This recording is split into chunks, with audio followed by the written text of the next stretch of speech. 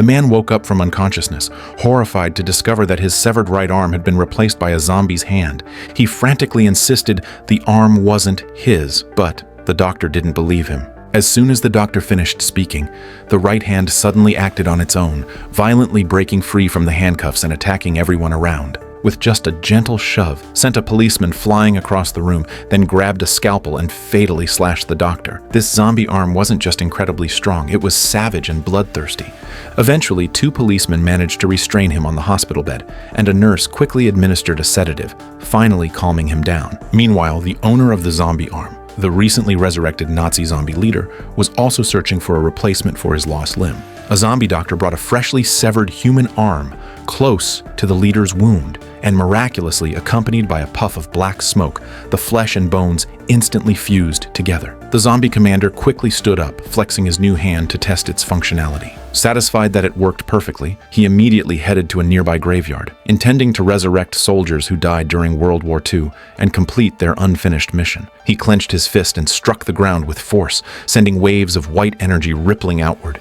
But after several seconds passed, nothing happened. The zombie doctor quickly dug up an arm from a grave and informed the leader that his soldiers couldn't be revived because their bodies had decayed beyond repair. With no choice, the leader decided to target living humans instead. A church priest was just preparing to leave for home when a dark figure suddenly blocked his path. By the time he recognized the creature, it was already too late. The priest's fate was sealed. The zombie commander merely placed his hand on the priest's face, instantly resurrecting him as a loyal undead servant. At the same moment, the man on the hospital bed suddenly woke up, having seen everything through his zombie arm's vision. Martin struggled to escape but realized he was tightly strapped to the bed. He desperately shouted warnings about the impending zombie army, but unfortunately, no one listened. Just as he felt helpless, Bobby suddenly appeared from beneath his bed. Intrigued by Martin's zombie arm, Bobby had sneaked into the room, snapped a few pictures on his phone, and sent them to a special zombie squad dedicated to exterminating zombies. Excited to hear such a group existed, Martin urgently asked Bobby to call them immediately. He tempted Bobby with chocolate if he would quickly free him from his restraints. Believing Martin, Bobby released him, only to be thrown violently out the window by Martin's uncontrollable zombie arm. When Martin turned around, he noticed a large hole in the window. Panicking, he rushed outside to find Bobby already unconscious on the ground. Thinking he could save him, Martin attempted CPR, but even the slightest pressure shattered Bobby's body like tofu. Clearly unable to control his new arm's strength, Martin was horrified, and a police officer arriving at the scene witnessed everything. Realizing he couldn't possibly explain the situation, Martin grabbed Bobby's phone and fled. The policeman chased after him, but Martin's zombie arm once again lost control, casually snapping off a car's emblem and throwing it with deadly accuracy, hitting the officer right between the eyes. When another officer arrived, Martin, desperate to avoid hurting anyone else, smashed a car window, started the engine, and quickly escaped. As he drove away, Bobby's phone suddenly rang. It was the zombie squad Bobby had contacted. They were asking about Bobby's whereabouts. Martin lied, claiming Bobby had already been eaten by zombies. He added that he'd also been bitten, and that countless Nazi zombies were planning to slaughter humanity. Clinging desperately to this lifeline, Martin begged the zombie squad to hurry and assist him. What he didn't know was that this so-called professional zombie squad was actually just 3 zombie movie enthusiasts. Nevertheless, these 3 believed deeply in the existence of zombies. They flew halfway across the globe from the United States to Norway, acquiring their weapons from a supermarket, including only tools like hammers, scissors, and shovels. Once equipped, the trio immediately set off to join Martin. Meanwhile, Martin had arrived at a World War II museum, hoping to uncover the true purpose behind these Nazi zombies. But to his surprise, the clerk happened to be holding a newspaper with his wanted poster on the front page. Recognizing him as a fugitive, Glenn screamed for help in a panic. Martin had no time to explain. He grabbed her roughly and forced her to give him a crash course in World War II history. Glenn took him upstairs for the lesson.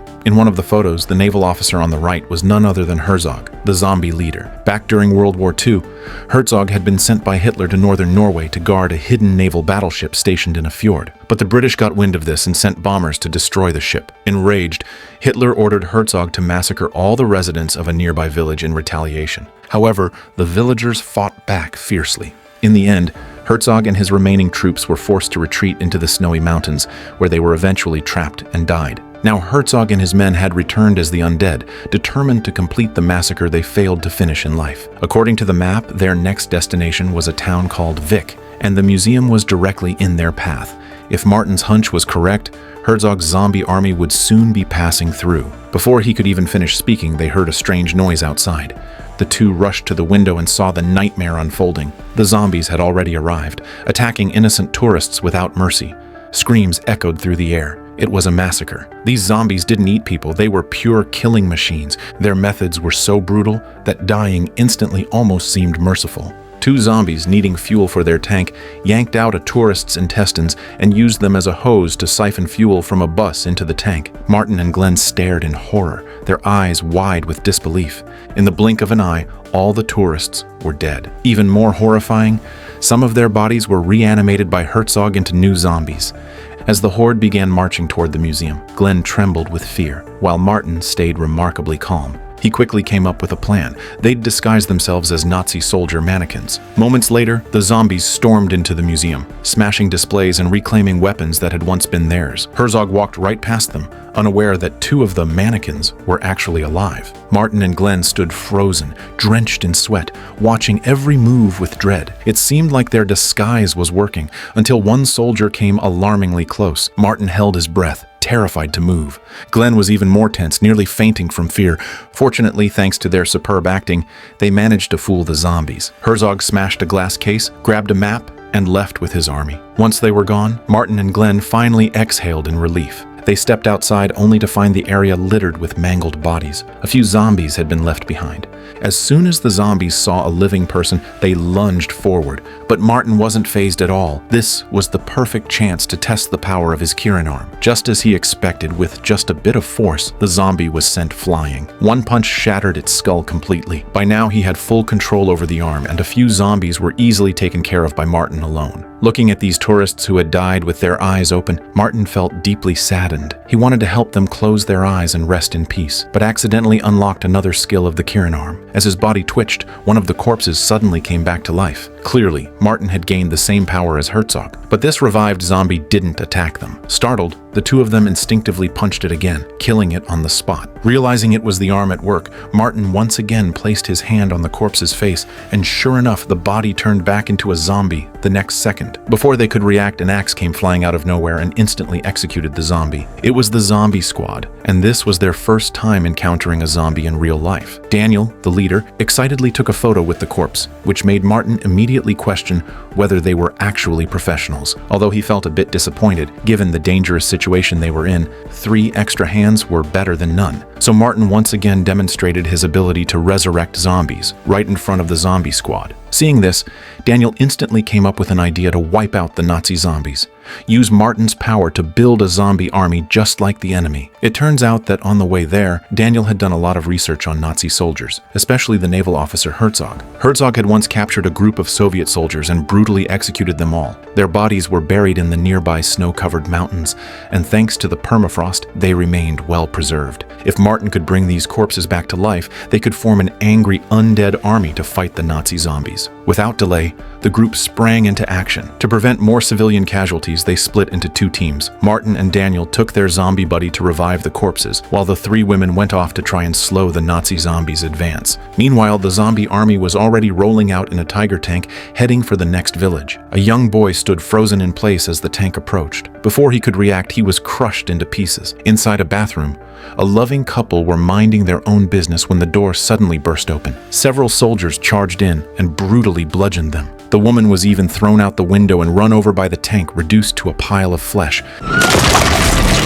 Some villagers sensed danger and tried to run, but didn't get far before the tank locked on and opened fire. In no time, the entire village was massacred. By the time the 3 women arrived, the zombie army was already marching toward its next target. Their numbers had grown. Clearly, Herzog had revived more corpses. Things couldn't go on like this. After a quick discussion, the 3 decided Glenn would act as bait to draw the zombies in, while the other 2 set up an ambush to stall them as long as possible. Though Glenn was scared, she thought of her boyfriend waiting in the next village. For love, she chose to face danger without hesitation.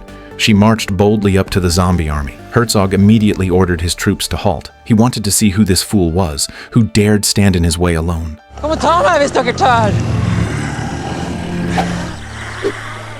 There was no way Herzog would tolerate such an insult. With a wave of his hand, he sent half his army to chase her down. Glenn ran for her life in a panic, lucky that the swamp slowed the zombies down. As soon as the timing felt right, the other two lit the bombs they'd prepared and hurled them at the oncoming horde. The burning fuses immediately drew the zombies' attention, but even so, quite a few still kept chasing after Glenn. No problem. The two just kept throwing bombs, wiping out batch after batch of zombies until every last one of their pursuers had been dealt with, but they barely had 3 seconds to celebrate before they saw a tank aiming directly at them. Realizing they were in serious danger, the trio turned and ran as explosions erupted all around them. Thick smoke quickly engulfed them. Looking through his binoculars, Herzog scanned the area. He didn't see any trace of them and assumed they'd been blown to pieces. He redirected the tank and continued moving forward. Meanwhile, Martin was still rushing toward the mountains. Out of nowhere, their zombie sidekick started acting strange. He was carsick. He puked all over the vehicle. Worse yet, he ended up eating his vomit back up. The two endured the entire disgusting ride. By nightfall, they finally arrived at their destination. The Soviet soldiers' corpses were buried in the ground before them, but Martin had no idea how to proceed. Digging them up one by one would take at least 10 days, if not longer. Just then, his arm clenched into a fist on its own. Martin suddenly understood. He slammed it hard into the ground. A blinding flash of lightning surged outward, shaking the earth. Moments later, the long-dead soldiers burst from the ground, reanimated as bloodthirsty zombies.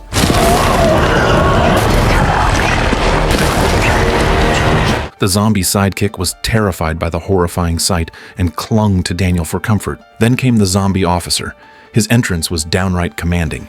He walked straight up to Martin and pledged loyalty, showing the same obedience as Herzog's undead army. He would follow Martin's every command. The next day, after tearing through several villages, the Nazi zombie army reached their final objective, Vic Town. But just as they were preparing to unleash carnage, two figures stepped in and blocked their path. Staring down the enemy horde, Martin calmly declared that Herzog would fail once again, and he'd be better off crawling back into the dirt. The townspeople had already been evacuated.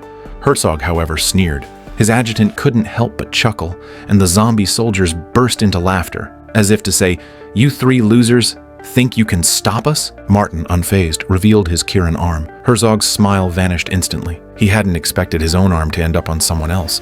Though his new replacement worked, its strength was nowhere near the same. Martin told him the situation had changed. This wasn't the same as before. Right then, the zombie officer led his army into view, making a dramatic entrance.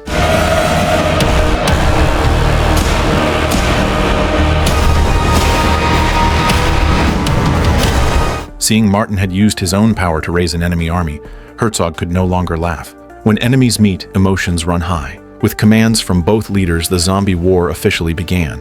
Zombies wielding all sorts of weapons charged full force at the enemy lines. The moment the two sides collided, brutal combat erupted. The zombie officer proved fierce beyond compare, slicing through the enemy like a knife through butter. Nothing could stop him. As the battle raged, a police car slowly rolled onto the scene. Seeing zombies fighting each other, the police had no idea what to do. Herzog stopped observing and gave the order, "Destroy the police car." He then charged personally to confront the zombie officer.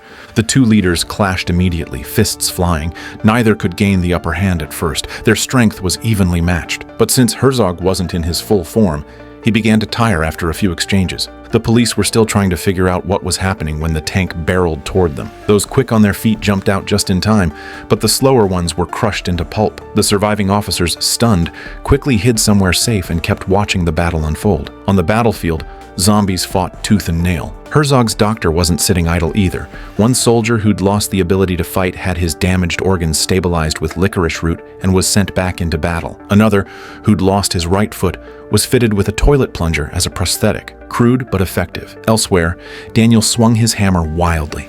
The others also joined the fight at this crucial moment. They hadn't died in the earlier tank explosion, thanks to sheer luck. Martin's side was being overwhelmed, and their arrival was just in time. In the duel between leaders, Martin's side began to gain the upper hand. The zombie officer knocked Herzog to the ground. Just as he was about to finish him off, a zombie suddenly ambushed him from behind. Martin and the others could only watch as Herzog rose again, seized a weapon, and killed the officer. With the loss of their strongest fighter, their side quickly fell into disarray. But this setback led one of the women to realize something. Herzog and his soldiers were linked. If they could take down Herzog, maybe the rest of his army would fall too. Fueled by rage, Martin charged at Herzog with a roar. Though Martin had the mighty Kieran arm, his body was still flesh and blood, no match for Herzog. Within a few rounds, he was beaten. At the critical moment, Daniel snuck into the tank and took out the driver. The out-of-control tank barreled forward, giving Martin a lucky break. The two continued their duel on top of the moving tank. Martin managed to pin Herzog down as the tank rolled out of the battlefield. Sensing a chance, Daniel hit the brakes, but the sudden stop flung Martin into the air. Herzog remained unscathed. Martin, however, was completely drained. Meanwhile, the rest of the zombie squad was barely hanging on. Just as Herzog prepared to end the fight for good, he didn't notice the tank behind him had locked on. Sure enough, with Herzog's fall, his soldiers collapsed like disconnected puppets. Against all odds, the group had won. Martin now saw the zombie squad in a whole new light. With the crisis over, they went their separate ways. When the smoke cleared, the police finally came to clean up the mess. But by then, Martin had already driven off in style. He had one last important thing to do: use the power of the Kieran arm to revive his dead girlfriend. And soon after, the car began to rock rhythmically. No doubt about it, that's true love.